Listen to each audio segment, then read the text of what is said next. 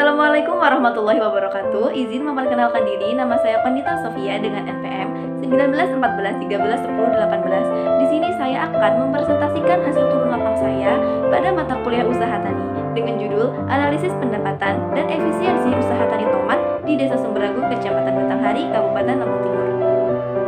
Pokok bahasan utama yang akan kita bahas pertama yaitu metodologi penelitian, di mana di dalam bab ini terdapat subbab yang pertama yaitu lokasi penelitian. Penelitian pendapatan dan efisiensi usaha tani tomat dilakukan di Desa Sumberagung, Kecamatan Batanghari, Kabupaten Lampung Timur. Lokasi ini dipilih berdasarkan kemampuan lokasi yang banyak menghasilkan produksi tomat. Oleh karena itu dilakukan analisis usaha tani dan efisiensi usaha tani tomat di Desa Sumberagung ini. Dengan diketahui luas Desa Sumberagung yaitu 304,4 hektar dengan batas wilayah sebelah utara berbatasan dengan Desa Sidodadi, Kecamatan Pekalongan, dengan sebelah selatan Desa Seri Basuki, Kecamatan Batanghari, sebelah barat dengan Desa Bumi Mas, Kecamatan Batanghari, dan sebelah timur dengan Desa Margamulya, Kecamatan Bumi Agung.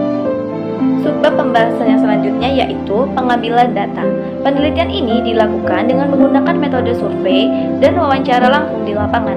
Data yang digunakan dalam penelitian ini adalah data primer, di mana data primer itu sendiri diperoleh dari petani tomat sebagai responden melalui teknik wawancara. Dan teknik pengambilan informasi itu sendiri menggunakan kuesioner atau daftar pertanyaan yang telah dipersiapkan sebelumnya. Dan yang terakhir yaitu pengkajian dan penganalisisan data lebih lanjut dilakukan dengan metode studi pustaka yang dikumpulkan dengan cara membaca, mempelajari, dan mengutip pendapat dari berbagai sumber buku seperti buku, jurnal, laporan, dokumen, atau internet, dan sumber yang berkaitan dengan masalah yang terkait. Lalu, subbab pembahasan yang selanjutnya yaitu metode analisis data. Metode analisis data pada penelitian yang saya lakukan menggunakan metode analisis deskriptif kuantitatif, di mana untuk mengetahui seberapa besar tingkat pendapatan petani serta biaya yang dikeluarkan oleh petani dalam satu kali produksi, di mana dalam analisis tersebut mengandung yang pertama yaitu analisis pendapatan. Di bawah ini yang bisa dicari, yang pertama menghitung keuntungan dan pendapatan yang diperoleh petani dengan rumus P sama dengan TR min TC. Dengan diketahui TR adalah total revenue atau penerimaan total, dengan TC adalah total cost atau biaya total, sehingga P sama dengan total penerimaan dikurang total biaya. Yang kedua yaitu menghitung penerimaan total petani dengan rumus TR sama dengan Q dikali P. Seperti diketahui, TR adalah total revenue atau yang berarti total penerimaan, dengan Q yaitu quantity atau jumlah produk, dengan P yaitu price atau harga produk, sehingga TR adalah total penerimaan sama dengan jumlah produksi dikali dengan harga produk. Yang ketiga yaitu menghitung biaya total petani dengan rumus TC sama dengan VC ditambah FC. Diketahui TC adalah total cost atau biaya total, dengan VC adalah variable cost atau biaya variabel, dan FC adalah fixed cost yaitu biaya tetap. Sehingga TC atau total cost atau biaya total adalah biaya variabel ditambah dengan biaya tetap. Poin yang selanjutnya dari metode analisis data yang kita cari yaitu efisiensi biaya. Menurut Soekartawi 1995, analisis RC ratio adalah singkatan dari revenue cost ratio atau dikenal sebagai perbandingan antara penerimaan dan biaya. Secara sistematis, hal ini dapat dituliskan sebagai berikut. R yaitu PY dikali Y. R artinya revenue, PY adalah price dari barang Y, dan Y adalah jumlah dari barang Y. C sama dengan FC ditambah VC. C adalah cost, sedangkan FC adalah fixed cost atau biaya tetap, dan VC adalah variable cost atau biaya variabel. Dan pembahasan pokok selanjutnya yaitu pembahasan. Dengan subbab pembahasan pertama yaitu identitas responden, di mana dalam identitas responden mengandung banyak informasi penting seperti diantaranya yaitu 1. Umur petani. Seperti kita lihat dalam tabel tersebut bahwasannya seluruh petani responden yang saya wawancarai masuk ke dalam umur antara 15 sampai dengan 64 tahun. Yang artinya bahwasannya petani responden yang saya wawancarai termasuk ke dalam golongan usia produktif dalam melakukan suatu usaha, mengingat bahwasannya usaha tani memerlukan banyak tenaga fisik. Dan poin pembahasan yang kedua yaitu ada pendidikan petani, di mana pendidikan akan mempengaruhi cara berpikir petani dalam menjalankan usaha taninya. Yang kita lihat seperti di tabel tersebut bahwasanya terdapat 1 petani yang lulusan SMP dan 3 petani lulusan SMA. Artinya, pendidikan dari keempat petani tersebut sudah tergolong baik karena sudah mencapai pada level SLTA atau sekolah lanjutan tingkat atas. Dan yang selanjutnya yaitu poin ketiga ada tanggungan keluarga petani, di mana tanggungan keluarga petani ini akan mempengaruhi banyaknya biaya yang dikeluarkan petani untuk menghidupi atau mencukupi kebutuhan keluarganya. Dari tabel tersebut, terdapat varian data yang sangat beragam, yaitu petani yang memiliki tanggungan keluarga 2, 3, dan 4 masing-masing memiliki tanggungan senilai tersebut. Sehingga dapat dikatakan bahwasanya tanggungan petani di Desa Sumber Agung ini cukup bervariasi. Yang poin terakhir yaitu ada pengalaman usaha tani. Jadi, pengalaman usaha tani ini akan mempengaruhi bagaimana sikap atau tindakan yang akan diambil petani jika menghadapi suatu permasalahan atau suatu problem. Yang seperti kita lihat dalam tabel tersebut bahwasanya 3 petani memiliki pengalaman usaha tani rentang dari 1 sampai 10 tahun. Dan terdapat 1 petani yang memiliki pengalaman usaha tani mulai dari 11 sampai 20 tahun. Artinya, petani responden yang saya wawancarai ini sudah terbilang baik dan berpengalaman karena rata-rata sudah mencapai 10 sampai 20 tahun. Poin yang selanjutnya yaitu pekerjaan sampingan petani, di mana pekerjaan sampingan petani ini akan mempengaruhi tingkat pendapatan yang dimiliki oleh petani selain dalam berusaha tani. Dan seperti tabel yang kita lihat bahwasannya 50% petani memiliki pekerjaan sampingan dan 50%-nya lagi tidak memiliki pekerjaan sampingan, sehingga pendapatan yang dimiliki oleh petani responden dari keempat petani responden ini akan bervariasi dan berbeda-beda. Selanjutnya yaitu terdapat poin luas lahan yang dimiliki. Luas lahan yang dimiliki oleh petani akan berpengaruh kepada tingkat produksi dan produktivitas tomat yang dihasilkan oleh petani itu, yang mana akan berakhir mempengaruhi pendapatan petani. Dan kita lihat bahwasanya luas lahan yang dimiliki petani responden yang saya wawancarai mulai rentang dari 0 hektar sampai 0,125 terdapat 2 orang petani, dan luas lahan mulai dari 0,126 sampai 0,25 hektar dimiliki oleh 2 orang petani. Artinya, luas lahan yang dimiliki oleh masing-masing petani ini sangat berbeda-beda, sehingga variasi produktivitas yang dihasilkan juga akan berbeda-beda. Poin yang selanjutnya yaitu status kepemilikan lahan petani. Seperti kita lihat dalam tabel tersebut, bahwasanya 100% luas lahan yang dimiliki petani yaitu memiliki status dimiliki sendiri atau milik sendiri. Jadi tidak ada menyewa atau bagi hasil. Yang terakhir yaitu terdapat sumber modal, di mana sumber modal ini akan mempengaruhi pola usaha tani yang dilakukan oleh petani, mengingat biaya yang perlu diperlukan dan dikeluarkan dalam setiap melakukan usaha tani. Dan bahwasanya kita lihat dalam tabel tersebut bahwasanya 100% sumber modal yang dikeluarkan oleh petani yaitu milik sendiri, mulai dari lewat tabungan atau uang yang dimilikinya sendiri. Subbab pembahasan yang berikutnya yaitu keragaan usaha tani, di mana dalam keragaan usaha tani ini memiliki beberapa poin penting. Yang pertama yaitu 1. Pola tanam usaha tani tomat. Pola tanam usaha tani tomat yang dilakukan di Desa Sumber Agung ini yaitu monokultur, terdiri dari 1 musim tanam setiap tahunnya, karena mereka harus bergilir dengan tanaman lain. Berdasarkan data yang telah diperoleh, rata-rata jumlah petani memproduksi tomat dengan jumlah 3.539 kg atau sekitar 3,5 ton, dengan harga rata-rata yang dijual adalah 3.793,75 per kilogramnya.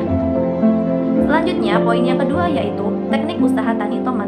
Maksud dari teknik usaha tani tomat ini ialah teknik budidaya atau cara menanam tomat itu sendiri. Dan di sini saya mengklasifikasikannya menjadi 6 tahap dalam usaha tani tomat. Yang pertama yaitu persiapan tanam.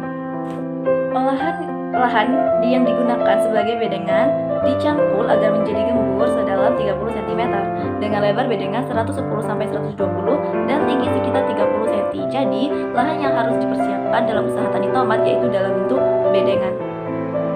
Lahan yang siap pakai perlu dikeringkan terlebih dahulu selama 4-5 hari. Selain itu, bersihkan lahan bedengan dari gulma atau rumput liar yang tumbuh. Dan siram bedengan dengan air sehari sebelum penanaman supaya basah. Lalu tebar benih di atas lahan bedengan yang telah dipersiapkan untuk persemaian. Yang selanjutnya yaitu terdapat jarak tanam. Bibit tomat yang telah berusia 3-4 minggu pada bedengan persemaian akan ditanam pada lahan utama dengan jarak tanam yaitu 60 x 50 cm atau 80 x 60 cm. Proses yang keempat yaitu pemupukan.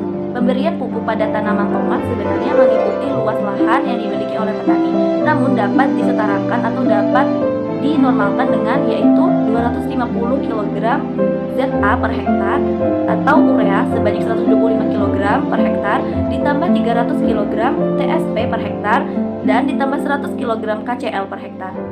Pupuk diberikan di samping tanaman dengan cara ditugal atau di lubang. Setelah pupuk dimasukkan, lubang atau tugalan tersebut ditutup kembali. Yang selanjutnya yaitu hama tanaman tomat. Maksudnya yaitu pemberantasan HPT. Pertumbuhan tanaman tomat itu akan seperti terhambat, tanaman kerdil, buah sedikit, berukuran kecil, dapat dikendalikan dengan penggunaan benih virus perendaman benih dalam larutan natrium fosfat 10% dan rotasi tanaman tomat beda famili. Yang terakhir yaitu pemanenan tomat. Buah tomat yang dapat dipanen biasanya sudah berumur 2-3 bulan, namun tergantung juga varietas dan kondisi tanaman. Subbab selanjutnya yaitu penggunaan faktor produksi dan biaya produksi, di mana faktor produksi terdiri dari yang pertama yaitu ada benih. Terlihat seperti pada tabel tersebut, jumlah benih yang dikeluarkan atau yang diperlukan atau yang digunakan oleh petani bervariasi. Yang pertama mulai dari 10-20 gram terdapat 2 orang petani dan 21-40 gram digunakan oleh 2 orang petani lainnya. Bentuk benih ini biasanya dalam kemasan saset yang biasanya satu saset terdiri dari 10 gram. Faktor produksi yang selanjutnya yaitu terdapat pupuk. Berikut yaitu jenis pupuk yang digunakan oleh petani tomat dalam usaha tani tomat. Yang pertama yaitu ada Polska, ada SP36 dan Mutiara, dan juga pupuk kandang. Data sudah terlampir pada tabel tersebut sehingga rata-rata jumlah pupuk yang digunakan oleh petani dengan rata-rata 4 jenis tersebut yaitu total sekitar 830,25 kg dengan harga rata-rata per kilogramnya yaitu 15.920.000 dan didapatkan total biaya rata-rata dari penggunaan pupuk yaitu sebesar 1.243.580. Faktor produksi yang selanjutnya yaitu pestisida atau obat-obatan. Dengan beberapa jenis pestisida seperti spontan, Humasel, Deger, Detin digunakan oleh 4 petani responden saya dengan rata-rata jumlah yang digunakan yaitu sebesar 4 jumlah tersebut dengan rata-rata harga per botolnya yaitu sekitar 205.000 dengan total biaya yang dikeluarkan untuk pestisida sebesar 205.000. Subbab pembahasan yang selanjutnya yaitu produksi dan penerimaan usaha tani tomat. Penerimaan menurut Sunarjono 2012 adalah perkalian antara produksi dengan harga jual. Besarnya penerimaan yang diterima oleh petani untuk setiap rupiah yang dikeluarkan dalam kegiatan produksi usaha tani tomat dipengaruhi oleh jumlah produksi yang dihasilkan dan harga satuan produksi yang dihasilkan. Dan selanjutnya yaitu produksi tanaman tomat yang dihasilkan oleh petani tomat di Desa Semberagung secara keseluruhan mencapai 13.125 kg atau sebesar 13 ton dalam satu musim. Dari hasil tersebut dapat diperoleh rata-rata produksi tomat selama satu musim per satu petani yaitu 3.304 kg atau 3,3 ton.